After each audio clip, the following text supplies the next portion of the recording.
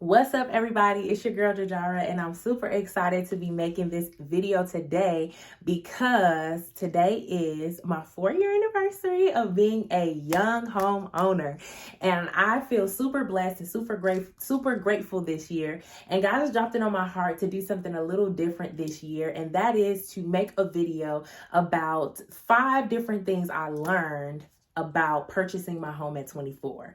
Okay, because there is some things and some gems that I can share with some of you all that may be young or younger or young like me, okay, and you are aspiring to own a home, or you may just be aspiring to own a home in general, and you may benefit off of knowing these 5 gems. So without further ado, let's jump into it.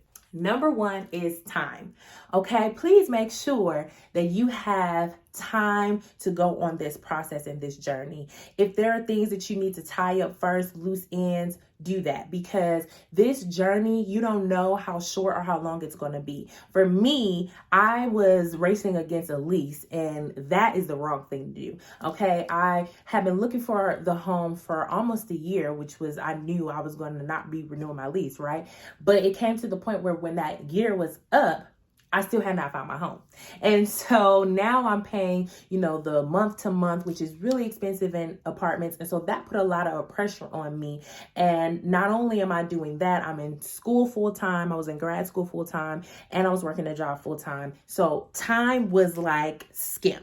Okay. And so I really was feeling stressed, and the process just ended up not being a good process for me personally, enjoyment wise, because of all that pressure. And so you don't want that. So number 1, I would say make sure that you just have the time. Make sure that there is enough breathing room for you to go through this process and do it blissfully. Okay. Number 2, trust and rapport for your real estate agent. Okay. It may seem like something that don't really matter because they just dare to do a job, but honey child, it matters. Okay. Because you don't know how long this process is going to be, once again. And this is the person you're going to be texting back and forth with, calling back and forth with, meeting back and forth up with. And you want to make sure that it's an enjoyable encounter. You want to make sure that you can trust the recommendations they give you, because they may recommend you to a broker. They may recommend you to a notary or to the people or the company that will be closing your deal, right? And so you want to make sure you can trust those recommendations and just be able to trust them in general with that rapport, and making sure that attitude wise you guys gel, and just different things, because again, you don't know if you're going to be going through this process for a year plus, 6 months, 3 months, or whatever. So rapport is super important. And then just to add on to that, I would say, remember that everything is optional. You get to choose the realtor, you get to choose your broker, you get to choose all of these things. So even though it's being recommended to you, never feel like you don't have the option, because you absolutely do. So do your research and choose according to you.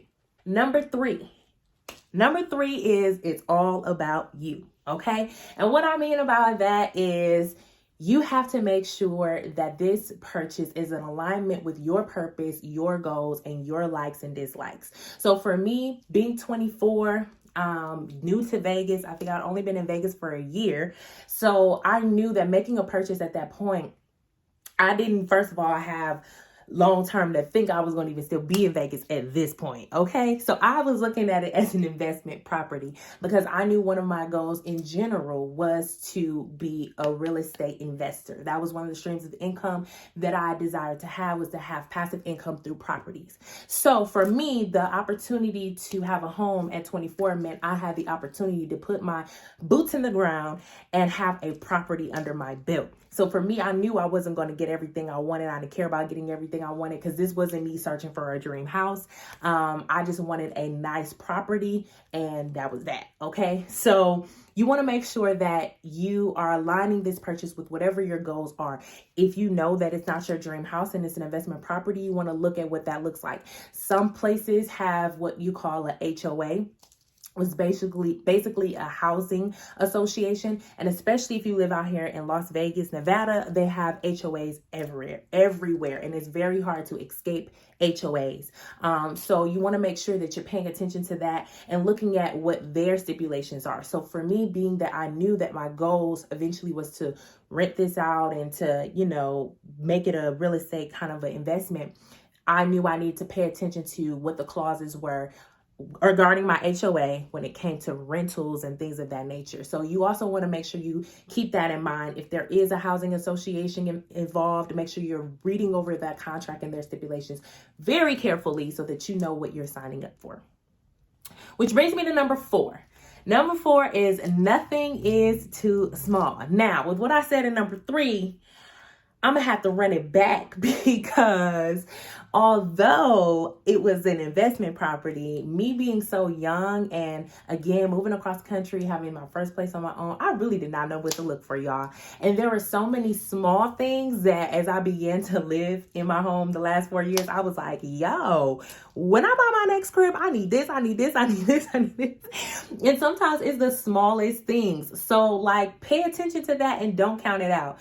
Is there a linen closet? Do you want that? Do you need storage space? Is the showers, sliding door or open door? Do you want that? Like, is it a stand up with a tub or do you want, it without a tub? You know what I'm saying? Do you want a garden tub? You feel me? Like, what are the things that you want? What are the trimmings like on the cabinets and the counter space? Like, it can seem so small, but I promise you, like, it makes a difference when you're living there every single day. So nothing is too small, y'all. Nothing is too small. And don't get caught up in the hype like I did. I was thinking like, you know what? I can rehab this, like, other people's money, line of credit with the equity. Listen here, it's a lot more that goes into all of that. And it's still a big risk to do that. And so I still haven't done that, which means that I did not rehabilitate my house, even though that was the mindset I had coming in, where it was like, this is nice and I could update it to my liking. You know what I'm saying? I'm 24. Like, what girl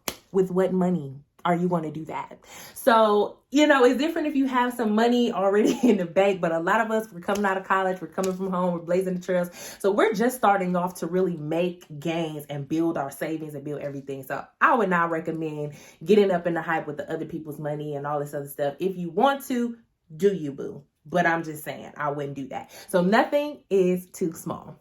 Number 5, what is for you is for you. Let me run that back. What is for you is for you. Okay? So I know that sounds cliche, but I promise you it is not, because this journey is not for the weak. Okay? You are literally competing against other bidders, and sometimes you can get your heart set on something and then somebody else outbids you and they go with someone else, and then you're out of that house and it's like off the table, and then you're like, and so it can be a lot of highs and lows. I know when I was going to find my home, I was competing a lot against corporate companies, cash buyers coming from California trying to buy up all the properties and all of this, and I wasn't able to compete with that at 24. So it's like I'm making my heart set on a house that's like, this is it. And no, it was not. Okay. And so I say all that to say, like, it can be very exhilarating and that's what I meant by the highs and the lows in this journey, because you may find some things that you really like and then end up like, okay, that's not it. And so you want to remember that what God has for you is for you, and nobody else can take that. So he may have closed that door because he has something better for you.